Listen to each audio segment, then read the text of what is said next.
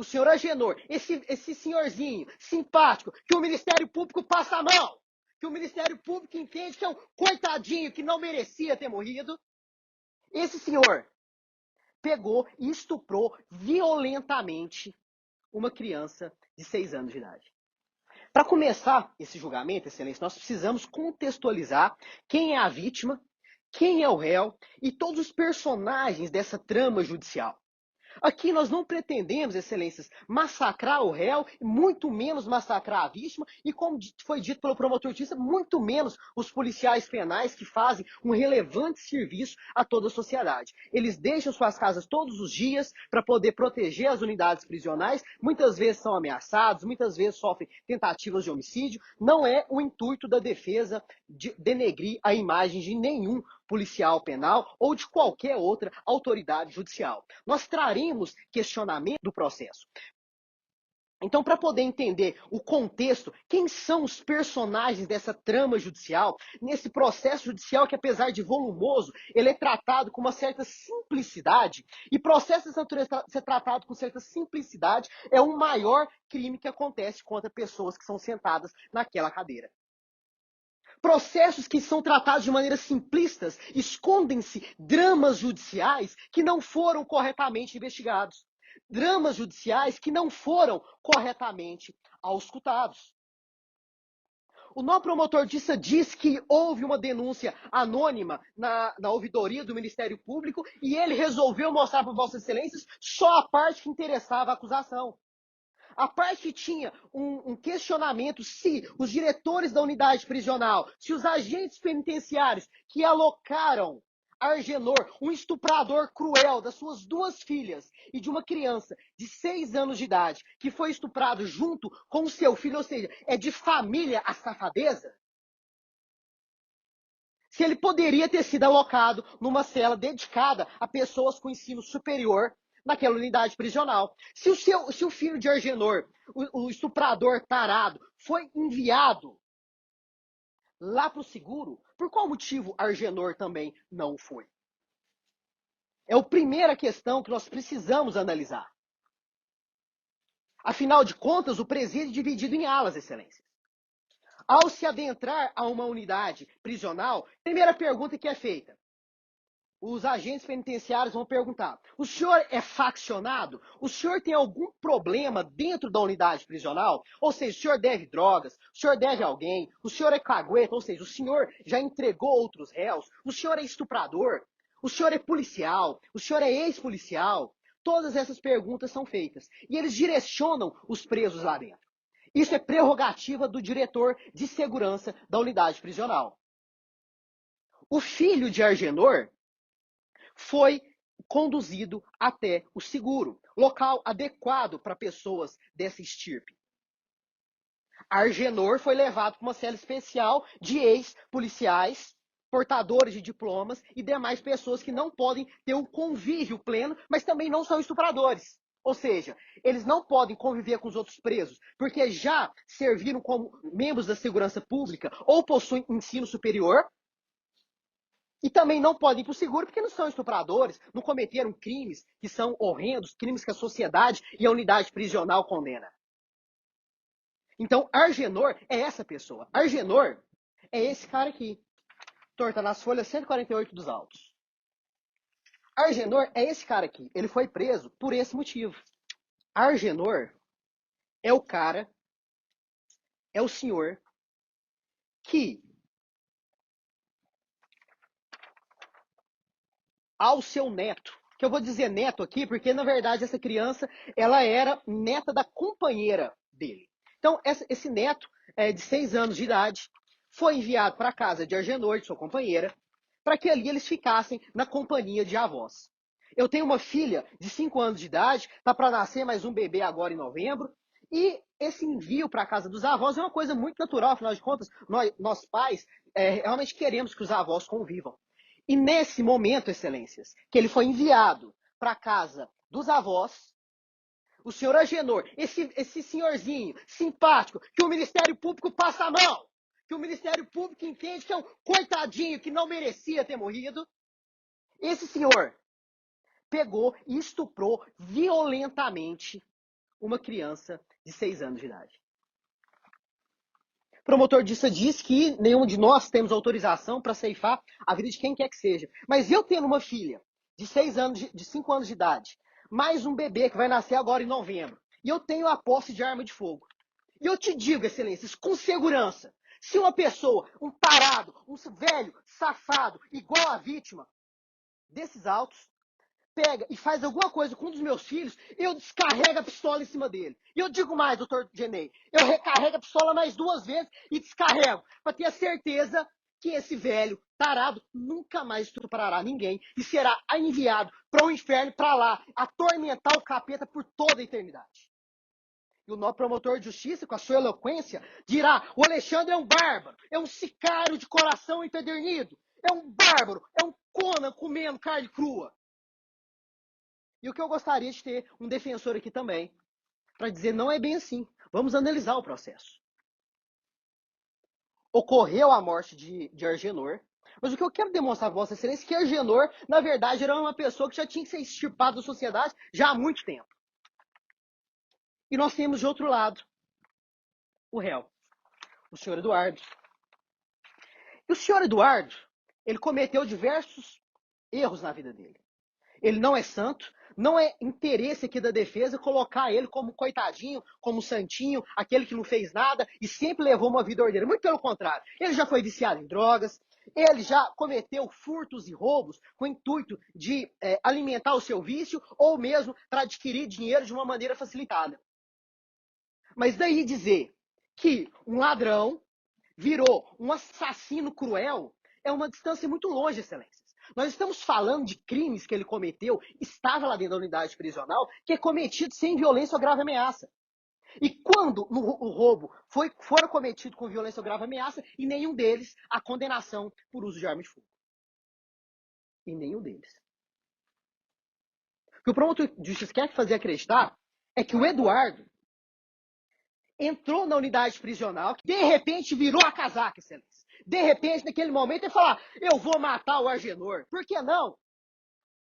Nunca envolveu em briga, nem na escola, nem de criança, nem na sua fase adolescente. Não tem nenhuma passagem na polícia por violência. Nunca bateu em ninguém.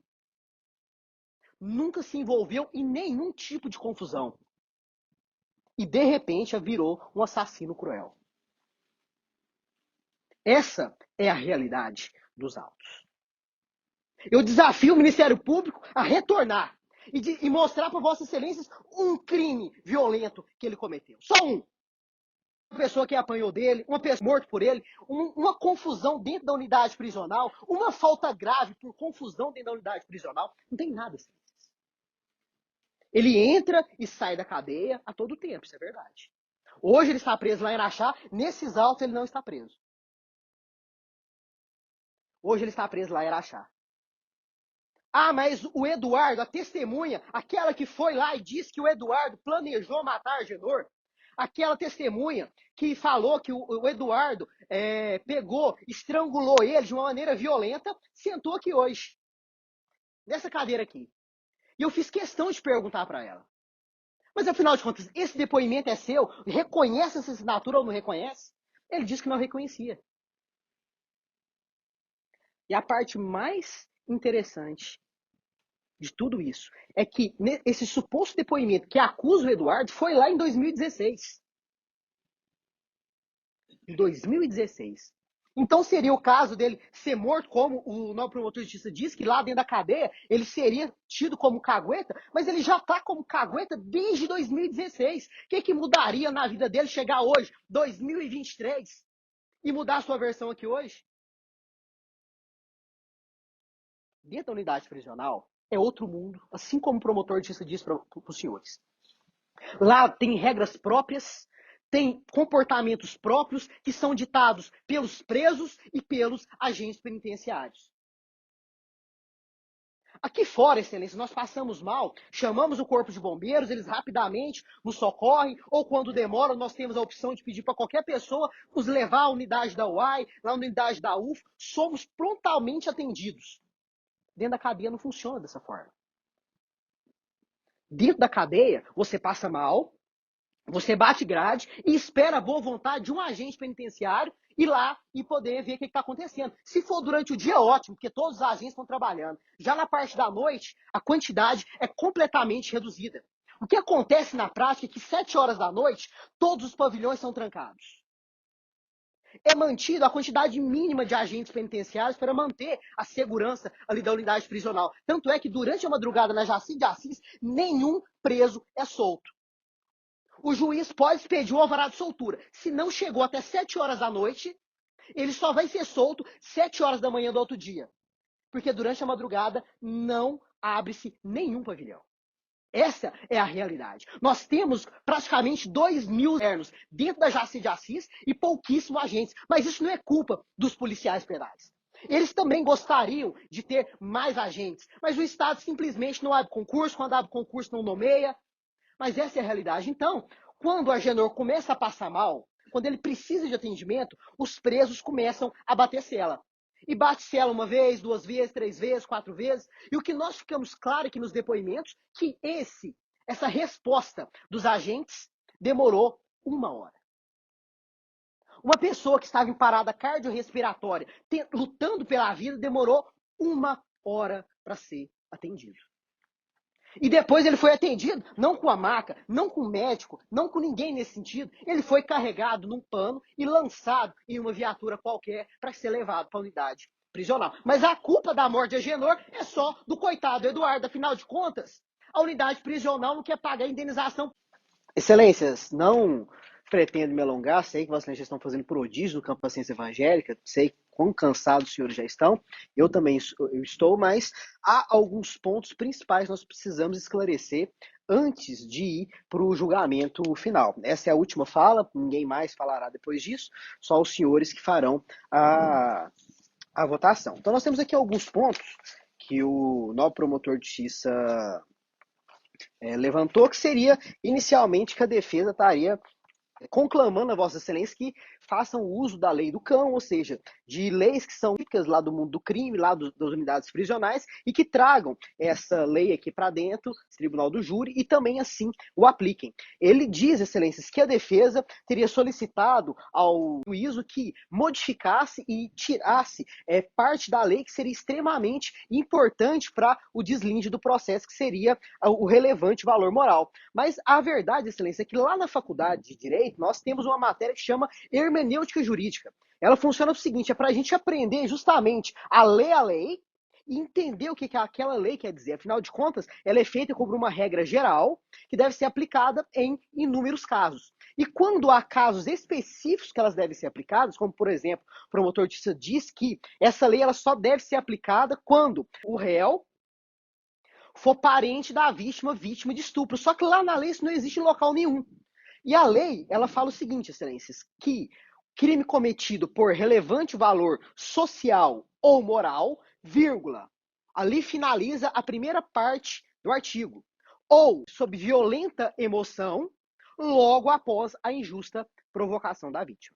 Então, o que significa a segunda parte desse artigo? A violenta emoção logo após a injusta provocação da vítima. Por exemplo, há alguns casos em que os senhores são tomados por violenta emoção. É o caso, por exemplo, de uma briga de trânsito, que a vítima ali o provoca, lhe dá um tapa na cara. É o caso, por exemplo, que o réu poderia ter pegado o estuprador estuprando uma criança ali naquele ato e ali, naquele momento, ele fica nervoso, ele fica cego, ou seja, mediante violenta emoção, logo após a injusta provocação da vítima. A vítima provoca e naquele momento ele toma de volta.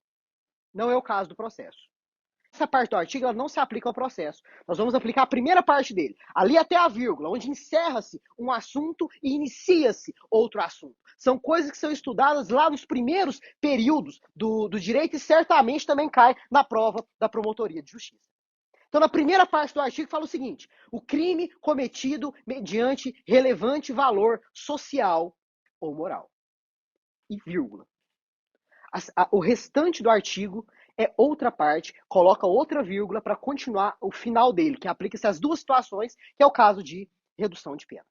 Então essa parte é essencial para a gente poder entender que não é má fé da defesa, mesmo porque nós estamos diante de um juiz muito justo e legalista. Ele não permitiria que nem eu e nem o promotor de justiça violasse qualquer parte da legislação para benefício de qualquer uma das partes. Então, para a gente poder seguir, outra parte bem interessante que o promotor de justiça disse é que nós não temos testemunhas mocinhos hoje. Só que a parte interessante, excelência, é que só temos basicamente testemunhas policiais penais. Quando ele diz não temos testemunha mocinhos, ele quer dizer que os agentes penais não são mocinhos ou só a parte dos réus? Afinal de contas, colocou todo mundo no balaio só. Nós escolhemos só as testemunhas que é mais interessante, o resto não presta, são bandidos, são marginais, não são mocinhos, não deve se levar em consideração, tem que se passar a carrocinha do Vaticano e levar todo mundo pro quinto dos infernos. Basicamente, nós temos aqui hoje, excelência, são algumas provas que o promotor de justiça se escora para tentar solicitar a condenação. Nós temos agentes penais, nós temos policiais penais que investigaram supostamente o fato, não presenciaram, não viram se foi de mata-leão, se teve estrangulamento, se não teve. Eles simplesmente colheram várias versões e eles trazem aqui para a cadeira das testemunhas. Nós não temos a testemunha ocular. A defesa fez questão, apesar de ter entrado e aceitado o encargo de defensor dativo na segunda-feira, eu parei completamente os afazeres do meu escritório e os meus associados passaram, então, a fazer pesquisas em diversos sistemas para poder, então, localizar onde, de fato, estavam essas testemunhas. Afinal, as testemunhas das celas, elas tinham localizadas, foram arroladas pela defesa, mas não tinham sido localizadas. A defesa, então, passou a correr atrás disso. Ali, logo no meio da tarde, já conseguimos identificar que o Eduardo já tinha sido preso. Então, já que ele estava preso de novo, vai lá, requisita ele, vamos trazer. Tínhamos o Geraldo também, que achamos 2 endereços dele, mas infelizmente, pelo curto período de tempo, foi impossível conseguir trazê-lo até aqui. Mas pelo menos o Eduardo, a testemunha que sentou aqui hoje, pode dizer se aconteceu ou não um estrangulamento lá dentro da unidade prisional. Ela diz que o depoimento que Sani trouxe até o processo é um depoimento mentiroso. E o depoimento da Sani, apesar dela ser uma policial penal, ele deve ser visto com uma certa reserva. Primeiro, porque ela não presenciou. Tudo aquilo que a gente conta para o outro, que a gente não presenciou, tem um nome muito simples, chama fofoca. Ela não presenciou, ela não viu, ela colheu elementos e ela acredita, ou seja, ela acha. Aí como pode, excelência, uma pessoa que acha o que aconteceu, colheu diversas fofocas ali dentro da cadeia e pode vir aqui dizer sem sombra de dúvidas que foi o Eduardo, o autor do homicídio.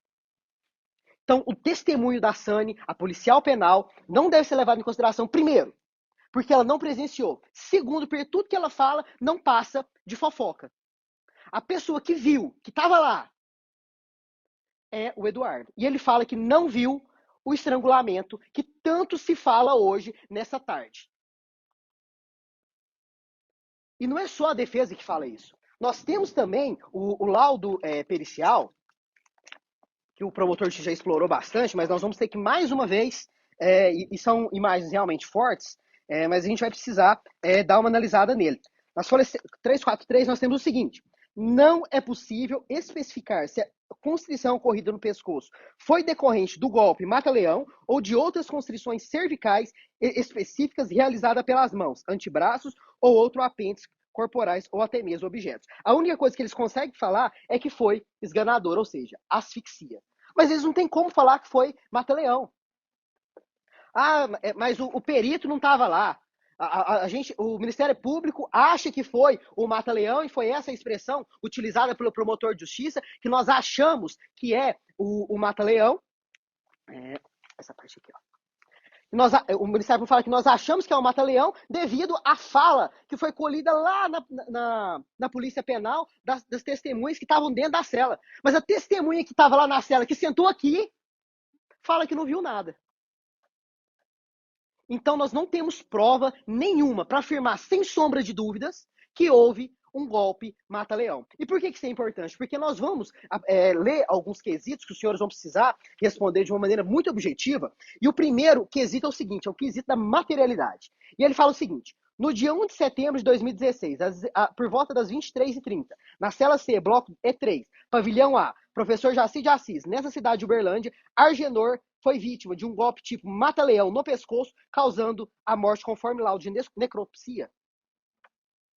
Por que é importante a gente saber se houve mata-leão ou não houve? Porque é a resposta desse quesito aqui. Não tem como a gente responder, sem sombra de dúvidas, que houve um golpe mata-leão que causou a morte de Agenor, pelo simples fato que a própria perícia não consegue falar isso. Se o quesito tivesse vindo de maneira diversa, beleza. Mas nós estamos falando de golpe mata-leão. A denúncia fala de golpe mata-leão. O processo inteiro fala de golpe mata-leão. E o principal, nós não temos prova disso.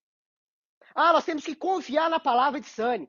Excelência, agora nós vamos condenar uma pessoa, colocá-la mais de 20 anos na cadeia com base em fofoca? Com base no que diz que me disse? O perito, que é o médico responsável por analisar o processo, diz que ele não pode afirmar. Aí eu, o advogado, que nunca passou na porta da escola de medicina ou de qualquer concurso da perícia técnica, eu que vou dizer se foi um mata-leão ou não, vai ser o promotor de justiça ou o juiz. Não tem como a gente condenar alguém com base simplesmente na palavra de um policial penal que não presenciou o crime. Testemunha é muito simples, é a pessoa que viu. Qualquer outra pessoa, ela escutou falar. E quem escuta falar aumenta, muda a versão, coloca a versão de uma maneira que melhor amolda aos seus interesses. E não necessariamente a verdade. Aí já, lá nas folhas 12, né, aí o promotor disse o seguinte, foi um mal súbito. O advogado disse então que o PM sabe que foi um mal súbito. Não. O boletim de ocorrência funciona da seguinte forma, excelências. Não sei se os senhores já tiveram o azar de ter que fazer qualquer boletim de ocorrência, porque parece que é a via cruz. A gente vai na delegacia, vai lá na base da polícia militar, muitas vezes eles inventam qualquer tipo de motivo para não fazer, quando faz de má vontade, mas se os senhores puderem lembrar, e alguns dos senhores já foram, os policiais escolhem as versões e reduz essas versões um termo. E faz o que a gente chama de histórico do boletim de ocorrência. Aí no histórico do boletim de ocorrência, não o advogado, não o promotor, não o policial penal. Ele fala o seguinte: a senhora Luana, médica plantonista na UAI, nos disse que não percebeu sinais de espancamento ou outras lesões na vítima. Aí mais, os agentes disseram, aí já são os policiais penais, que não há evidência de que sua morte tenha sido dada de outra maneira que não o mal súbito. Então nós temos duas falas. Nós temos agentes penais que recolheram ali o preso e diz o seguinte, olha, não temos elementos para dizer que a morte aconteceu de uma outra maneira que não seja o mal súbito. Aí nós temos uma médica que diz que não percebeu sinal de espancamento ou outras lesões na vítima, a palavra da médica. E nós temos a perícia que diz que não consegue dizer que houve ou não uma esganadura. O que eu estou tentando dizer para vossas excelências é que a condenação ela exige certeza absoluta. Não adianta a gente fazer uma análise interpretativa do processo para chegar a uma conclusão. Nós precisamos ter uma prova cabal, uma prova forte, que diz que houve um golpe de mata-leão. Seja por uma prova testemunhal, seja por uma prova técnica, ou seja, uma perícia técnica. Nós não temos nenhum desses dois elementos. Não sentou ninguém aqui hoje que viu. Ou passou alguém ali na televisão que viu o crime e diz, foi mata-leão. E é esse elemento que nós precisamos ter na cabeça. Aí, passado essa primeira pergunta, que eu vou pedir aos senhores que respondam não, porque não tem prova que houve o golpe de mata-leão. Aí nós vamos passar para a segunda pergunta. Aí a pergunta é o seguinte, o acusado Eduardo Abadio Pimenta foi o autor do golpe no pescoço da vítima Argenor Galdino Alves? Essa é a segunda pergunta. Nós só faremos essa segunda pergunta se a maioria dos jurados responder que houve o golpe do mata-leão. Mas a defesa entende que não tem prova nenhuma do golpe. Na segunda pergunta da autoria, se foi o Eduardo que deu o golpe no pescoço de Argenor, nós também não temos nenhum elemento de prova. O que a gente tem de prova aqui hoje? Que a vítima realmente passou mal, teve parada cardiorrespiratória, o motivo da morte dela foi parada cardiorrespiratória. Nós temos um atestado de óbito que chega a ser indeterminado, ou seja, naquele primeiro momento não sabe por que ela morreu.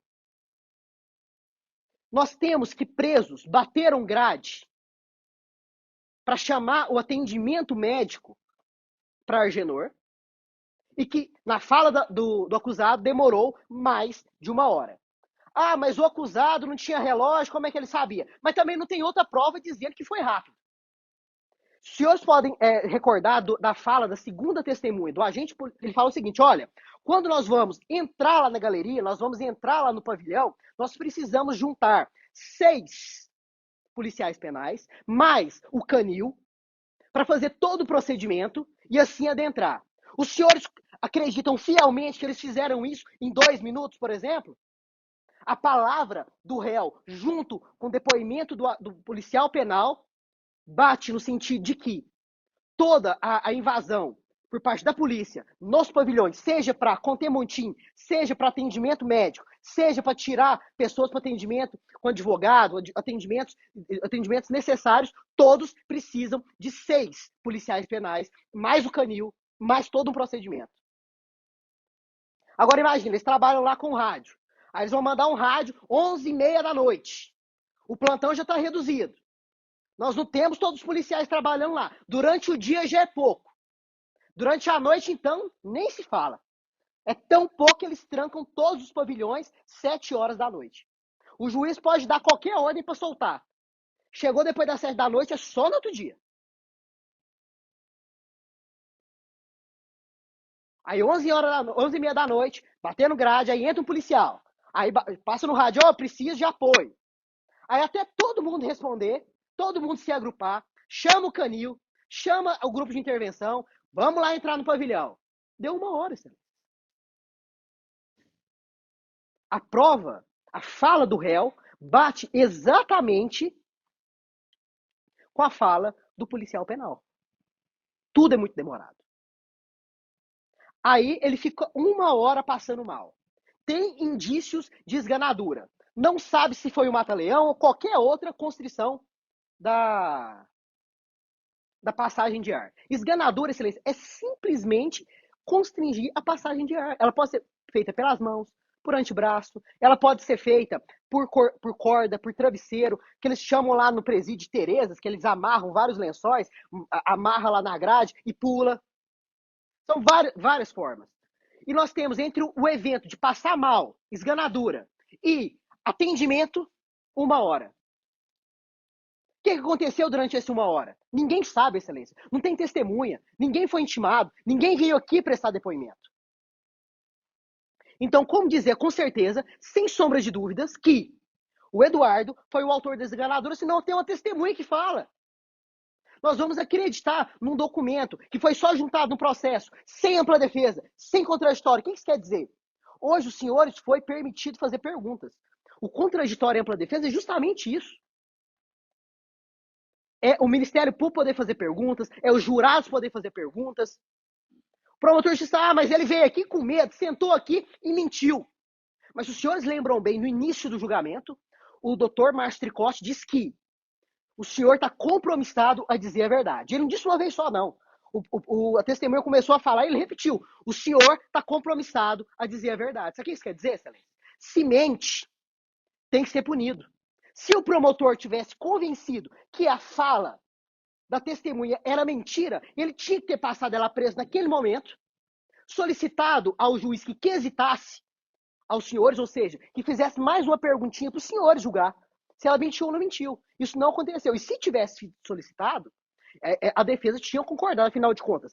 O interesse da defesa é a verdade. Tanto é que as perguntas foram feitas pela defesa. Foi o senhor que assinou? Essa assinatura era sua? A defesa corre um grande risco ao fazer essa pergunta. Afinal de contas, já tinha um depoimento dela ali. Ela podia falar, não, o depoimento é meu mesmo, E a assinatura é minha, ele é um vagabundo, ele matou e a gente não fez nada.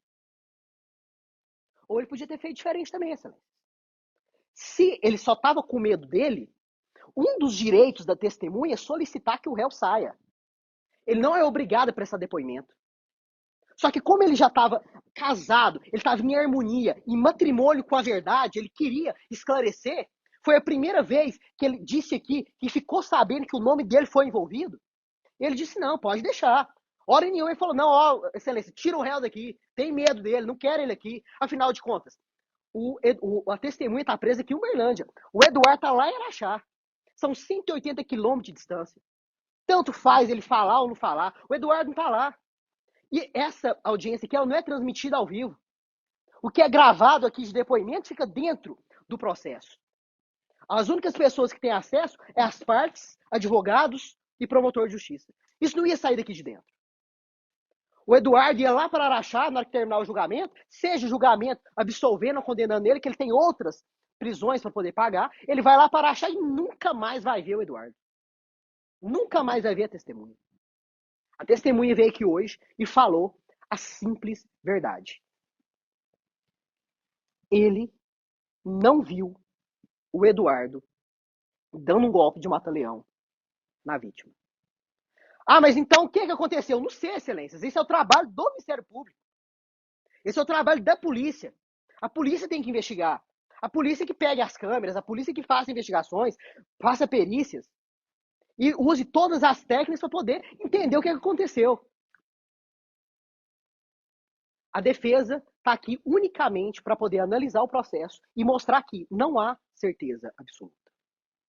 Nenhuma certeza absoluta. Uma outra coisa que o promotor diz que o fato do coitadinho da vítima, do estuprador, do pedófilo de criança, do coitadinho que violentou brutalmente a sua netinha. E quando eu digo netinha, é porque ele estava junto com a companheira. Minha mãe, por exemplo, ela casou novamente, tem um padrasto, e a minha filha de 5 anos chama o meu padrasto de avô. É mais que normal. Então, vamos tratar aqui como avó. Afinal de contas, é avô por afinidade. É parente segundo as normas legais, as normas do Código Civil. Nós estamos falando de parentes. É de uma pessoa que estava lá dentro da casa do senhor, confiando que ali era um local seguro, e foi violentamente estuprada. Tá. Ele vai entregar agora para os senhores, qual que é a página, doutor? 150. Página 150 dos autos, que diz quem é os denunciados. Esse advogado não tirou da cabeça e nem inventou quem são os acusados desse crime bárbaro de estupro. Está no papel. Ao senhor... Acho que tem mais uma. Ao analisar aqui, aqui está o seguinte, o crime. Crimes contra a dignidade sexual. Réu. Agenor Galdino Alves e seu filho, João Alves Galdino. São os dois que estupraram a criança. Ah, mas o réu, ele não tem nada a ver com isso. O que o réu tem a ver com a tara da vítima? Com a tara de estuprar a criança, excelências? Eu acho que toda a sociedade tem a ver com isso. São crianças, excelências, são pessoas de 6 anos de idade, indefesas, inocentes, que confiam nos seus pais, nos seus avós, nos seus tios, e são violentamente estuprados, são violentamente assediados dentro de casa. O que o réu tem a ver com a tara da vítima, excelência? Sinceramente, um promotor de justiça, um membro do parquê, vir falar o que o réu tem a ver com a tara da vítima de andar com camisinha no bolso?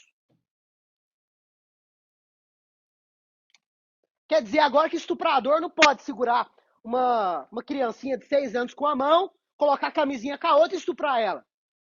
Segura com 2 dedos, excelência. Nós estamos falando de um homem adulto. Foi preso forte.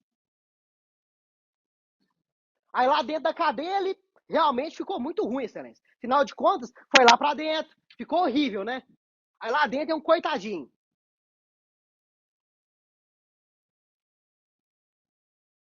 Nós estamos diante de uma inexistência do crime do mata-leão. Nós estamos diante de uma total ausência de prova de autoria por parte de Eduardo Abadio, o réu.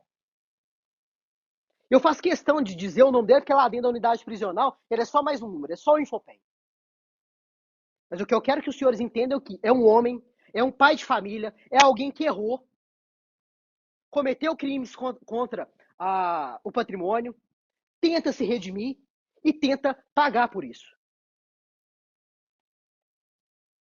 Ele não tem uma condenação. Nenhuma. O promotor de justiça voltou aqui, falou que a defesa falou demais, falou que a defesa colocou palavras na boca dele, mas ele não respondeu uma pergunta simples. Qual o crime contra a pessoa que ele cometeu antes? Qual é o histórico dele de briga? Qual é o histórico dele de tentativa de homicídio, de qualquer crime violento, de briga? Seja lá na fase da escola, quando tinha 4 anos de idade e brigava com os coleguinhas, não tem nenhum. O promotor não falou nada, excelência. É porque simplesmente não existe.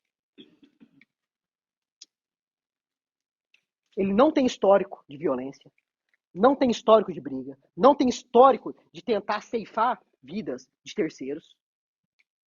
Mas, de repente, é o único acusado, segundo as fofocas da Sani, agente penal, e segundo uma interpretação extensiva da prova dos autos.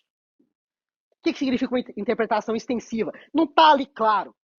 Eu acho que é mais ou menos isso e sigo mais ou menos a acusação naquele sentido. Mas não tem uma prova que foi colocada na ampla defesa no contraditório aqui que diz que o Eduardo matou o senhor Agenor. A situação aqui, excelências, não é ganhar, não é perder. As situações aqui não é quem vai sair vencedor ou deixar de sair vencedor. Já teve vários júris que eu fiz, hoje são mais de 2 centenas de júris, entre júris dativos, entre júris particulares, e pelo menos em 10 ou 20 deles, eu concordei que realmente não tinha como ter absolvição, que realmente tinha crime. Não raras vezes, mas nesse caso, em específico, não há prova, não tem como garantir que houve um crime, que houve um mata-leão. E mais, não há como garantir, sem sombra de dúvidas, que a esganadura foi causada por Eduardo. Mais, excelências, quando o promotor diz que a defesa suscita o homicídio privilegiado por entender que vossas excelências vão condenar. Na verdade, não é assim que funciona, excelências. Nós expomos as teses aos senhores para que os senhores possam analisar segundo a justiça. Mas eu não posso deixar apenas a questão da ausência da materialidade, ausência de autoria, reinar sobre o processo. Os senhores podem entender que houve homicídio. Afinal de contas, o senhor pode entender igual o promotor, que pode ter tido a esganadura e que essa esganadura pode ter sido o Eduardo, por uma interpretação extensiva, afinal de contas. Os senhores são diferentes do Dr. Márcio Tricotti. O Márcio Tricotti, para poder dar a sentença, ele tem que fundamentar. Ele tem que dizer, olha, eu entendo que é culpado, eu entendo que é inocente, de acordo com a prova X, com a prova Y, a prova tal ela é totalmente nula. Os senhores não. Os senhores julgam de acordo com a livre convicção íntima, enquanto o juiz julga com a livre convicção motivada. Os senhores julgam de acordo com o seu íntimo. E os senhores vão sair daqui, não vão ter que me falar por que os senhores entenderam que é culpado, por que os senhores entenderam que é inocente. Ninguém, nunca, jamais vão perguntar isso para os senhores. Então, se os senhores entenderem lá no seu íntimo que há prova de homicídio, que no meu entender não há, nós temos que quesitar o homicídio privilegiado. Não é simplesmente, excelências, para poder reduzir pena do réu. Porque isso vai reduzir, excelência, mas ele vai continuar preso do mesmo jeito. Isso não vai mudar nada na realidade dele hoje. Hoje, excelência, ele vai pegar o que a gente chama de bonde, ou seja, ele vai entrar dentro de um carro da Polícia Penal e vai embora para Araxá. E lá vai ficar por mais uns bons meses. Mas, se os senhores entenderem que a esganadura é a mesma coisa de mata-leão, mesmo sem prova, entender que foi o Eduardo, mesmo sem prova, nós estamos diante do homicídio privilegiado. Ah, mas o Eduardo não teve nada a ver com a vítima, ele não conhece a vítima. Mas a lei não fala isso. O promotor leu para os senhores a lei toda. A lei não fala cometeu crime mediante relevante valor social ou moral quando parente da vítima. Não existe isso na lei. A lei fala cometeu o crime mediante relevante valor social ou moral. Não tem como a gente colocar que tem que ser parente de alguém. Qualquer um pode cometer mediante relevante valor social ou moral. Esses casos é justamente para aquilo que não foi ali no calor do momento. E se os senhores entenderem as duas primeiras perguntas, quais sejam elas? Se os senhores entenderem que houve golpe mata-leão sem prova, que foi o Eduardo sem prova, aí nós vamos para a terceira pergunta, que é: o jurado absolve o acusado. O que isso quer dizer? Os senhores podem entender que a esganadura é a mesma coisa de homicídio sem prova. Os senhores podem entender que o Eduardo cometeu o homicídio sem prova, mas que pelas circunstâncias ele merece ser absolvido. Aí o que os senhores vão responder? O jurado absolve o acusado? O que a defesa pede? Sim. E os senhores podem fundamentar intimamente em qualquer das teses que a defesa suscitou aqui hoje. Não precisa escrever em local nenhum. A única coisa que os senhores vão fazer é entregar uma cédula, com sim ou com não. O que eu peço é que entregue a cédula com sim. O jurado absolve o réu. Mas se os senhores entendem, não quero absolver ele, eu entendo que ele tem que ser condenado mesmo que não tenha provas, então vamos partir lá para o homicídio privilegiado. No homicídio privilegiado, o que eles vão te perguntar? O acusado, Eduardo Abadio Pimenta, ao desferir o golpe, agiu impelido por motivo de relevante valor moral? E eu peço que respondam que sim, que ele agiu mediante relevante valor moral. Afinal de contas, nós estamos falando que ele extirpou da terra. Se os senhores entenderem que houve homicídio, que foi ele, que hoje é menos um estuprador, é mais um estuprador que está lá no inferno atormentando o capeta. E nós temos outras qualificadoras também, que o Ministério Público entende que o crime foi cometido por meio cruel, consistente no fato que a vítima foi asfixiada com um golpe de mata-leão, causando-lhe sofrimento desumano e totalmente desnecessário. Mais uma vez, eu peço para vocês votarem não, porque não tem prova disso. Não tem um documento, um perito, uma testemunha que diz que aconteceu o mata-leão. A outra pergunta. O acusado, Eduardo Abadio Pimenta, agiu mediante recurso que tornou impossível a defesa do ofendido, consistente no fato que a vítima foi enforcada dormindo. Eu também peço para que os senhores votem não, pelo simples motivo. Nenhuma testemunha, nem mesmo os agentes penais que hoje fizeram a fofoca deles ali na televisão. Ninguém disse que ele estava dormindo. O promotor de justiça perguntou para o Eduardo: quando o senhor foi dormir, o senhor Agenor já tinha dormido? O que o Eduardo falou? Não sei. Afinal de contas, o senhor está dentro de uma cela com várias pessoas. Você vai ficar vendo quem vai dormir ou não vai? Ele toma o remédio para dormir, deita lá e dorme. Quem foi dormir ou não foi, problema de quem ficou. Não temos uma prova que o senhor Agenor estava dormindo.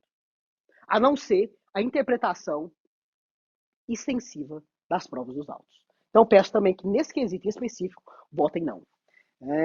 Não pretendo utilizar a minha fala toda, acredito que foi o mais que suficiente para poder demonstrar aos senhores a necessidade da absolvição. Eu espero que os senhores consigam votar com serenidade, com tranquilidade. Se tiverem dúvida na hora de responder os quesitos, os senhores têm todo o direito de perguntar ao juiz que vai explicar novamente os quesitos, apesar de tanto eu como o doutor Genei ter explicado aos senhores. Fiquem atentos às cédulas que os senhores querem. Os senhores têm que ficar com uma cédula em cada mão. Tenham bastante cuidado para não colocar a cédula errada dentro da sacola, que pode mudar completamente o resultado do julgamento, pode absolver alguém que os senhores querem condenar, ou pode condenar alguém que os senhores querem absolver. Então, peço aos senhores bastante tranquilidade. Tendo dúvidas, precisando de esclarecimentos, pode fazer para o Dr. Márcio Tricotti, que ele terá o maior prazer em explicar para os senhores. Eu agradeço por os senhores terem me escutado com a paciência evangélica, agradeço pela grande atenção dos senhores e parabenizo todos por estar hoje aqui fazendo a sua cidadania de forma plena. Agradeço a todos e boa noite. Excelência, a defesa encerra.